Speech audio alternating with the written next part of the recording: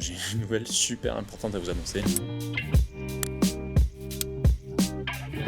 Salut les gars, bienvenue dans cette nouvelle vidéo. Alors croyez-le ou non, mais oui, c'est bien une bielle de mon moteur que j'ai dans la main. Autant que ça serve à quelque chose, le temps que je me décide sur ce que je veux en faire. Donc aujourd'hui ça sera un micro, demain ça sera peut-être mon poêlon à raclette, mais dans tous les cas, ça servira à quelque chose. Bon, j'ai une nouvelle super importante à vous annoncer, et c'est enfin du positif. Je sais que jusqu'à maintenant, c'était beaucoup d'obstacles que je vous annonçais à chaque fois. En effet, il y a quelques semaines, je vous disais que la boîte était probablement complètement morte, qu'il faudrait que je la change. Et en fait, j'angoissais déjà à l'idée de devoir en chercher une nouvelle, ne pas savoir ce que j'achète, dépenser des sommes exorbitantes. Et il y a une personne qui m'a dit, mais tu sais, en fait, il y a un petit pourcentage de chance, mais il y a un pourcentage de chance que ta boîte ne soit pas complètement morte.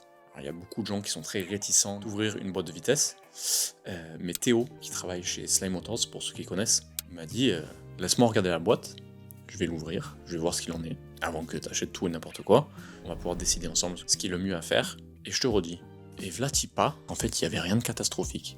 Ce qui aurait pu mettre fin à la vie de ma boîte de vitesse, en fait, n'a eu quasiment aucun impact au fonctionnement de la boîte, et du coup, il a suffi qu'il commande quelques pièces à une grosse trentaine d'euros pour au final refaire toute la boîte sans que je me prenne la tête à la changer, et je suis trop content. Franchement, ça donne un peu de motivation pour la suite, parce que c'est vraiment le premier gros point où j'ai quelque chose qui est prêt à être remonté sur la voiture.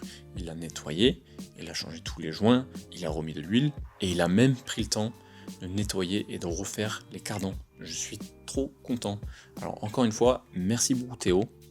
Et vous, si vous avez besoin de quoi que ce soit, Théo est quelqu'un de super créatif dans sa mécanique et il adore développer des choses pour moderniser et fiabiliser vos moteurs d'air-cooled. Alors, allez voir son Instagram et si vous avez besoin de mécanique sur vos vieilles Volkswagen ou même vos vieilles Porsche, n'oubliez pas que vous pouvez aussi faire appel à des garages comme Slime Motors pour vous filer la main.